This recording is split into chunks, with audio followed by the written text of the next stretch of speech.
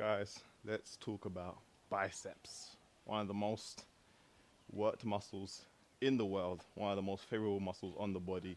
Everybody wants big arms, everyone wants to look good. Today I'm going to show you two different exercises that you can do that's going to work the biceps in a different way. We're going to be focused on the long head of the bicep today. So that's the outer portion to the longer portion here, short head, long head. We're going to do two different exercises that you can do, alternative exercises that maybe you haven't done before, maybe you haven't seen before, but it's going to give you that bicep growth. So as I said previously, ordinarily most people would focus on just doing usual curls. So the bar would essentially start from here and we're working here, which is great. There's nothing wrong with this. This is a great way to grow your biceps. However, if we want to take this to the next level and we want to get a deeper stretch on the bicep, we want to add some more mechanical tension on the bicep, we can have the bicep under load in its passive state rather than, so when we're contracting the bicep curl, this is where most of the tension is going to be, from this portion here up to here. Obviously when we're resting here, there's not as much tension, but the tension is somewhere in between that distance, that space. So what we're going to do today is some Bayesian curls. They're best performed with a pulley setup. If you go to the gym, obviously you can use the cable setup at the gym. If you've got a home one like me, you know, you're going to have to make it work. Now, you're maybe wondering why there's a bench here. Well, I have to stand on the bench because I have to make sure I get that stretch on the bicep. So you don't have to stand on the bench. I'm going to stand on the bench just to show you how, you know, you want this set up. So we want to be right here. See how we get that passive stretch in the bicep back here. So once the weight's off the ground, the bicep is nice and elongated. As we curl up, we're still getting that contraction and we're still under load throughout the whole movement, guys. Nice elongation here as we come up, nice contraction. So to show you from a better angle, take a nice step forward. If you're working on the ground, you have to work on the bench like me. Make sure your bench is stable. Again, we want the weight off the ground when we step forward, that nice elongation there. And then it's just a nice curl up. Under control, nothing crazy. Really gonna work the biceps just like that, guys.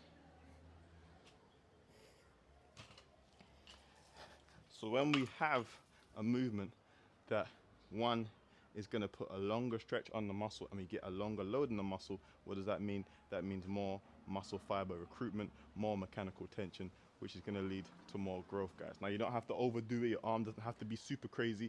Even if you have to just work here, you're still getting a longer stretch on the bicep than if you were here. So this is why the Bayesian curls is such a powerful move. A lot of you may be arguing the case, well, that looks same as an incline curl. Yes, very similar in nature. However, with the cable here and with how gravity works, the incline curl, when you start to reach this portion, gravity is naturally going to take over. However, with this, because it's on a cable system, it is a direct line of movement, which means that if you have shoulder issues, this might be a better alternative for you as well. But it is going to be somewhat a little bit more effective. Not a lot, but somewhat a little bit. So again, nice curl up, relax. Boom, under control. We don't let our arm fling back. We control the movement all throughout. We let those biceps do that work, guys. Now, if cables and weights ain't really your thing, then I've got another exercise that we can do that is going to do a similar movement pattern, get similar gains, but for the Cali guys, this is for you. All right, people. So if you don't own a pair of gymnastic rings and you're serious about fitness, you need to rethink what you're spending your money on. Get yourself a pair of gymnastic rings, because the next exercise is going to be Pelican curls. Now it's very similar to the Bayesian curls. However, we are just using our body weight to replicate the load. We're still going to be going into a deep stretch on the bicep. So as you can see, we're going to start here, the rings at our chest height, and then we slowly lower ourselves down. You get a good stretch on the chest as well. So we want to hang here. Again, we're getting that passive load on the biceps. And then as we come up, we're using our biceps to explode up. We get that squeeze at the top and we just reset, guys. Now, to make this more difficult and more challenging, you can make yourself more parallel to the ground. So you can either do that by lengthening the length of the gymnastic ropes, or you just move your feet back. And the exercise suddenly becomes more intense. The great thing with the Pelican curls, similar to the Bayesian curls, I don't know why I keep saying Bayesian, Bayesian, but I don't even know how to say it correctly. However, they are both scalable. So with these, your foot placement and the length of the gymnastic ropes will determine how difficult or how hard the movement is. With the Bayesian curls, it will just be you increasing the load over time. So if you started with 10 kilos, you move it to 15, 20. So they're both scalable. They both can be progressively overloaded.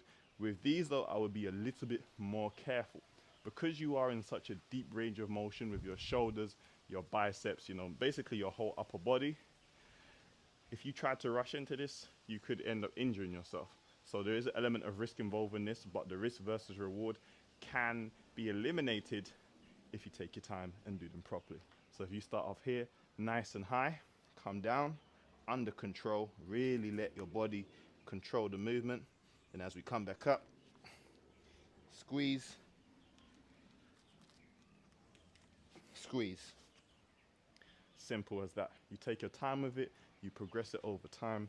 There should be no problems, no issues, and those biceps are going to be ridiculous. We're trying to get the best angle for you guys to really see the movement.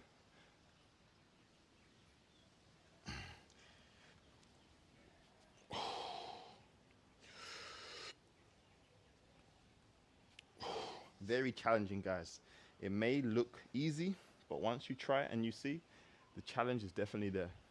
So guys, I've given you the best of both worlds. Can't complain. There should be no reason why you can't develop and grow your biceps. You can do both of these movements in a session if you want. I preferably wouldn't because they're very similar. They're both, again, are going to put a lot of tension in a longer loaded position. So you don't necessarily have to. They're great alternatives to what you might be doing already, or you can just do them by themselves, stand alone. However, try them both, see what you like, see how the movements feel for you, see if you see any development as well, guys. But I hope you enjoyed the video. Make sure you like, you comment, you subscribe. Make sure you're working on those biceps, and I'll catch you on the next one. I'm out. Peace.